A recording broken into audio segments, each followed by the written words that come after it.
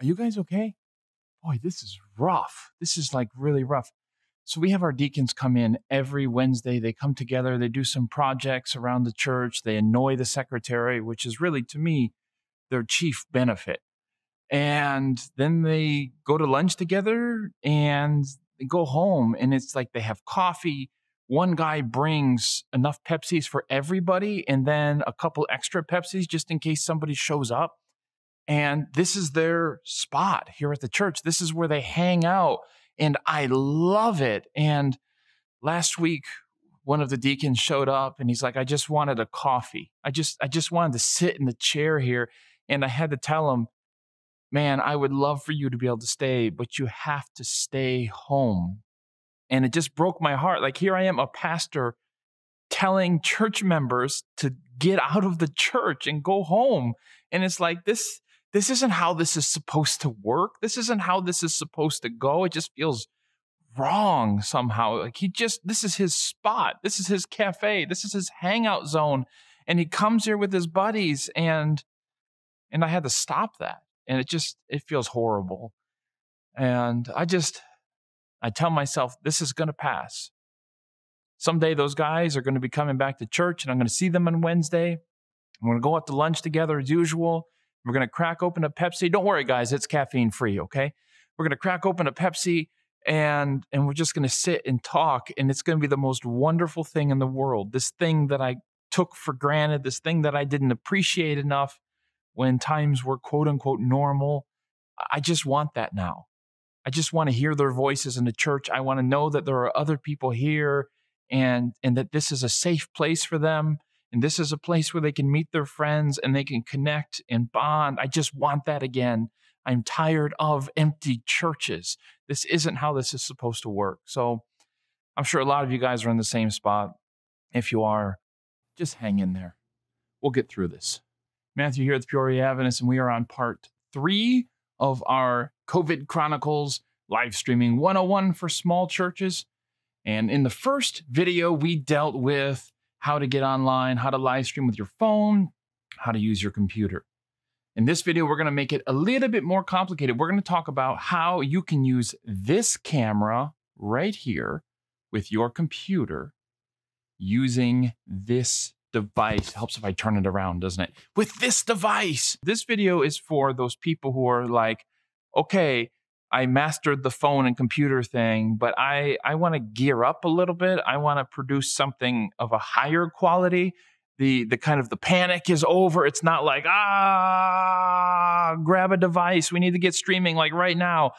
I think what we're going to see, guys, is that over time, as everybody is streaming, we're going to start seeing an expectation that those streams are going to be improving in quality. So there's no shame. There's nothing wrong with using your phone or just, sitting at your computer. A ton of people are doing it. I get it. It works.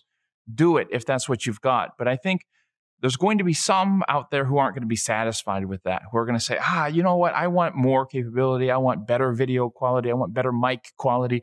I want to be able to do more with my setup. I want multiple cameras, for instance, so I'm not always staring at the same camera. I can kind of turn, I can pivot.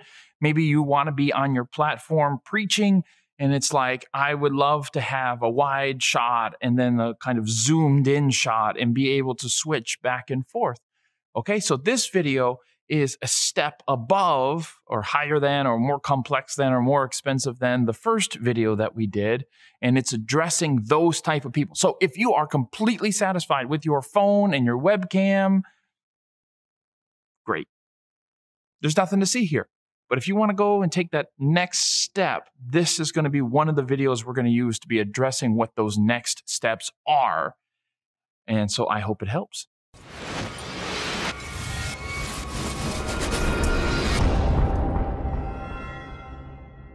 I have no idea if this is going to work or not. We're going to go through this thing together, step by step. Basically, you may have a DSLR or a mirrorless camera just laying around the house. Do you really have a mirrorless camera laying around the house? Anyways, you know that nice camera you have that you just take on family vacations to take good pictures? How do you use that thing while live streaming? You don't want to use your webcam anymore? Great idea. We're going to get this big thing hooked up. We're going to show you how it's done.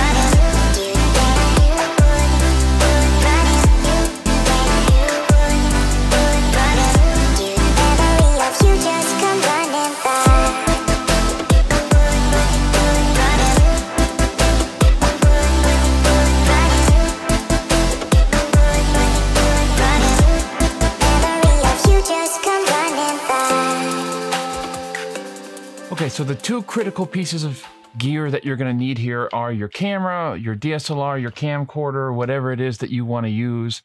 This is our XA11, which we use for our live streaming, and it works great. Now, there's something important that you're going to need to know about whatever camera it is you want to use, and that is it needs to have what's called clean HDMI out. And what that means is that when you plug an HDMI cable into this camera and run it into your computer, that it doesn't show your menus and stuff. You know, those little boxes and numbers that go around the edge of the screen. You want to make sure that this thing is not going to send that on your feed, because you don't want to see your focus box. You don't want to see your menus when it's going out over the internet. Not every camera has it, especially DSLRs. Many DSLRs, most DSLRs do not have clean HDMI out. You're going to want to Google that and make sure your model of camera does. And so that's really the biggest problem you're going to run into if you're dusting off that old camera that you have in your closet and trying to use it. Chances are, if it's more than a few years old, it's not going to have clean HDMI. It was never meant to have clean HDMI, right? Your DSLR was meant to take photos, and video was like an afterthought. And now we're using them more and more for video. And so companies are starting to add clean HDMI, but chances are, again, if you have an old one in the closet, it does not have clean HDMI. So you're going to want to check that. You're going to want to make sure you have the right cable. This here is a micro or mini HDMI. You know, you want to make sure you have the right adapter for that, and you don't just kind of get this setup going and you have the wrong cable. Okay, so make sure you have a camera that has clean HDMI. That is super important. Now, the other piece of tech that you're going to need is this HD60S. This is made by Elgato. Elgato and Blackmagic are the two main companies that are going to be making these devices. I'll put links to both in the description below. I bought this 60S, even though this is a slightly more expensive version than the Camlink, which is what I'm going to recommend to you. The problem with the Camlink is you can't find it anywhere. And so you're not going to find it on the internet, because everybody and their brother and their sister and their mother and their dog realize they want to be able to hook these cameras up to their computers because they're working from home. And so they went and bought like every Camlink ever. And so we're facing a shortage. So I bought this more expensive one. This is not designed for cameras. The Camlink, as the name suggests, is designed for cameras. And the Camlink is basically just an HDMI port on one side, and then the other side just plugs into your USB and your computer. And it's super simple. It's like not even very big, a couple inches long. This thing is a box, and it's basically operates in the same principle. It has an HDMI in on this side and an HDMI out on this side. Okay, don't drop it. That's a bad thing. And but what it also has is a USB-C out. And the reason for that is because this was designed for gamers. You can plug your PlayStation HDMI into this side, and you take this HDMI out and run it to your TV. Okay, so it connects your PlayStation or your Switch or your Xbox or whatever to your TV. And then this USB-C would run to a USB 3.0 port on your computer. And so that's what this was designed for. It wasn't designed for cameras. You're going to want to make sure you check out Elgato's website if you use one of these to make sure that your camera is supported. So make sure you have clean HDMI. Make sure that your camera is supported by the device that you're using. So the Camlink supports more cameras than this thing does because it wasn't made for cameras. And so I have to use it anyway because I can't find a Camlink. Now, again, Blackmagic makes their mini recorder also, and you can use that as well if you can find one. So there's plenty of other devices on Amazon. I don't know how well all of them work, but there's like hundreds of them. So you'll be able to find something. You'll be able to find something out there. I'm just using this one here as an example. And so basically the principle here is you go HDMI out on your camera, you plug that into HDMI in on here, and then you use this USB-C to USB 3.0 adapter, the cord that comes with this, and you're going to plug that into your computer. And theoretically, it's as simple as that. Now, you're also going to want to make sure that your computer has USB 3.0. USB 3.0 is, it has like a little blue tip on the end of it, and many of the older cables, they don't always have blue. Just make sure your computer supports 3.0. If you have 1.0 or 2.0, it's not going to work. You're going to need USB 3.0 for this to work. Okay, we're back. So we're going to plug this USB-C into this here. So now we are connected to the HD60S, and then we just need to plug this thing into the iMac, and let's see what happens. Okay, so I plugged it in and it didn't work. And I realized you have to have certain plugins for OBS, and I'm running a box that's not meant to be plugged in to a camera, but I got it to work after about 45 minutes of Googling. Let's roll that tape just so people can see everything I had to do to get this thing to work.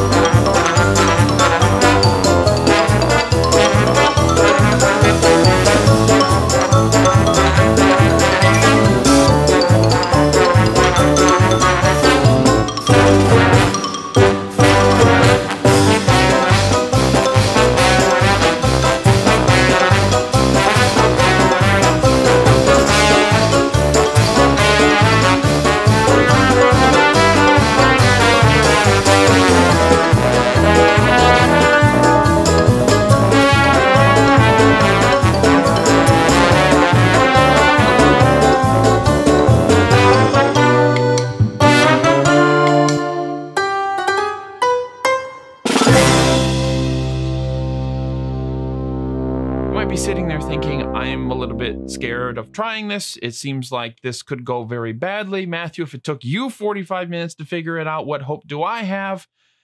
You have hope. You can figure this out. My situation was like really complicated because I made it complicated. Yours doesn't have to be that way. If you just get the right hardware and you have a good camera, we will get yours to work. Okay? We'll get it to work. You just got to download the right plugins and software, which I can help you do. If you just leave me a comment in the comments below, I'll be happy to answer it and we can work this out. We will get your situation to work, okay? This is personal tech support, guys. Personal tech support. You don't have to pay anything at all. But see the end of the video, we'll talk about that some more. Okay, so now that we've got our camera working, what do we do with it? I mean, is it really worth all this trouble? Do I really need to go out and buy a box? Is it worth it? Like, what is it going to give me that my phone doesn't have? I will show you. Let's go to OBS. Okay, so I'm in OBS right now, and I've got my XA11 set up. Let's go into OBS, and you'll see what's going on here. Okay, so right here is my webcam. You see here I have these scenes down here in the corner of the screen. So scene 1 is the webcam. Scene 2 is the XA11 set up here. You see the quality difference, by the way? Webcam, XA11, huge quality difference. And so what I can do is just like this on the right side of the screen here, this is live, this is program. Over here on the left is preview.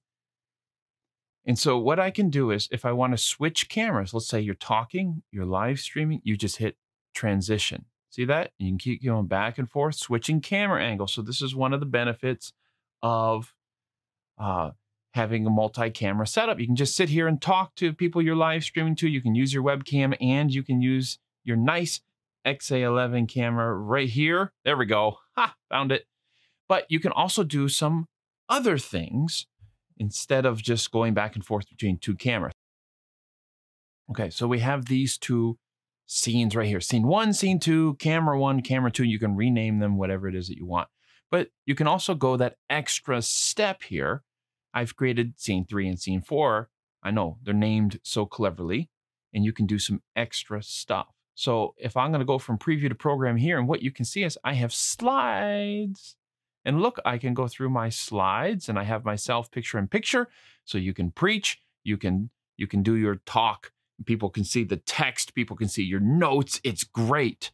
All right, so you can do that for preaching. But if you want to do even more, you can do even more. It's great. Let's say I want to do the Sabbath School. That's what it's called, Sabbath School. So I have the XA11 here on one side of the screen, and I have a browser pointed to a PDF of the Sabbath School lesson the other. Just Google Sabbath School lesson, you pull it up, no big deal. Now this, if as you see here, if I transition over here, I can't scroll through this web page. All right, so that's a downside. What you need to do is get back over the preview, right click, hit interact, and now I can do that. You're going to want to carry this over to the corner because this doesn't matter unless you transition that Sabbath School window over to the program side of things. But you keep this browser up then, and you can scroll through it. All right, guys, let's talk about Sunday. Sunday is talking about the living word of God, da-da-da-da-da-da-da-da. Any comments you guys have about this lesson? And by the way, you can bring your Facebook comments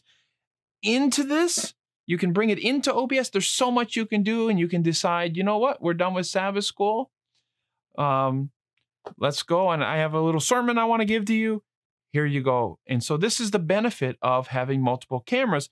You can set up these scenes however it is you want to set them up.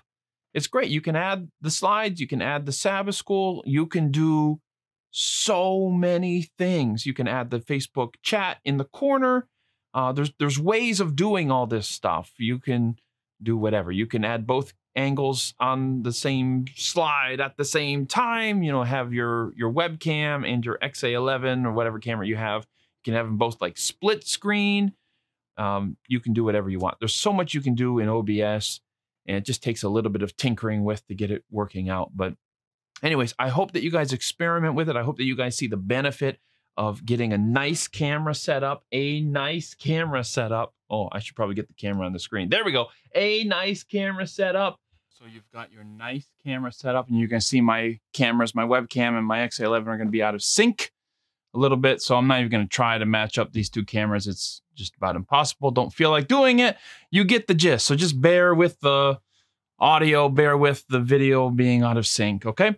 So we've got our scenes rather. I've named them webcam, XA11, and I've also added a couple others. Let me unlock my phone here.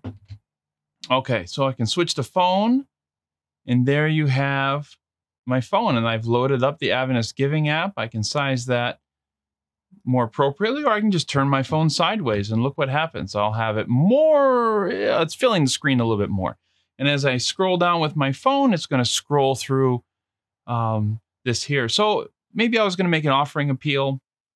I could show people how it's done both on the website, and I can show them how it's done on the phone app very easily within OBS. No big deal. Okay, so I've done an offering appeal. It's time to switch to Sabbath School. And here I have my XA11 straight on shot while I have a web page here with the Sabbath School Quarterly. I just Googled Sabbath School Quarterly, found a website with it, with the PDF of it, and I just incorporated that here into OBS. Now what I can do, you'll notice if I transition this into the program, this is live, I can't move this website at all right now. So what I need to do is move it back over here, and I'm going to right click on it and select interact. Now this window pops up.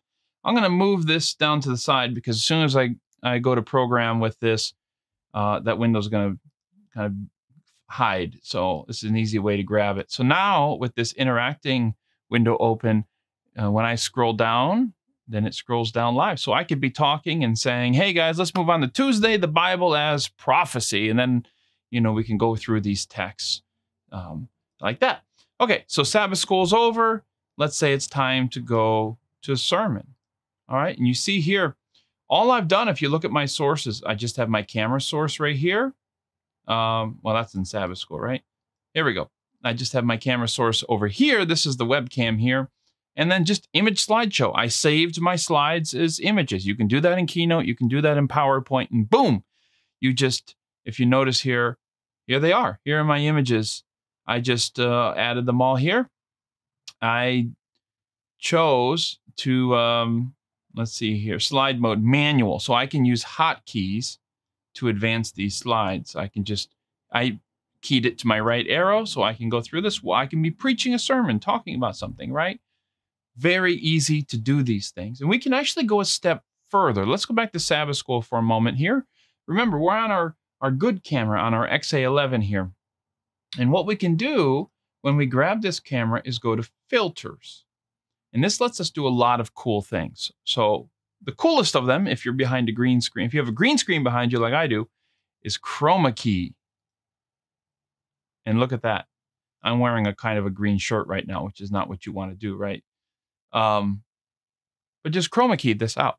So I can be like this. And you can take the lesson actually and make it bigger. You can take, whoopsie, that's still the lesson. And you can take me and size me down, put me in the corner. And again, try not to wear green when you're near a green screen or it's going to get your shoulders like it's getting mine right now. But you'll notice, see, here I am. And we can have the lesson as full screen and put yourself in the corner. And you can do that, of course, with your slides as well. You can take the video capture device too, which is the webcam filter, and you can try chroma key out. Now, what you're going to notice here is it's not getting this corner of the room, right? And it's not as neat. Do you notice in the corner here under program, you have some fuzziness, right? And this is what you're going to have when you don't have great cameras. This is the webcam, right? And you can tweak it up here and clean it up. Whoa, that's weird. Clean it up a little bit here by messing with these settings. And you can get, I think, most of that probably cleaned up. But again, this is going to be the difference between having a good camera and an okay camera. Now, what you can also do, this is our good camera here, right? What you can also do with filters is do some minor color correction. And that lets you adjust things like contrast and brightness, right? You can kind of, I'm just screwing around with it, you understand. But you know, you can mess with things and get the colors the way you want them to get. You can even go into ghost mode. Ooh, Obi-Wan. Okay, you get the idea. So these are just some of the really cool things you can do with OBS, just very simply, just a few settings. And the better camera you have, the better this is going to go, guys. And the more that you can do with this, if I got my lights set up in here and everything going well, it'd be a much cleaner example. But I just wanted to get this out real quick and get it to you guys. But there's so much you can do inside OBS in terms of offering for your worship service, you know, putting your slides up there, putting your quarterly up there, using your phone as another source to go off of. And this is just a one-person service, right? I don't need a crew of people to do this. It's real simple. And so, you know, again, and I can just keep switching as I go. Get back to this one here. Okay, so this XA11 is on the main screen. And once again, you know, I can just apply just a real quick, whoopsie, that's color correction. A real quick chroma key here. It's going to grab my shoulders again a little bit. And you can adjust this, right? But we're not going to do that right now. And let's say, you know what? I want to add an image. Maybe I have a really nice image somewhere in my computer, you know, that we can use for this, right? So I'll just hit browse and then like wait an hour. All right. Let's see here. Any nice images here that we could use?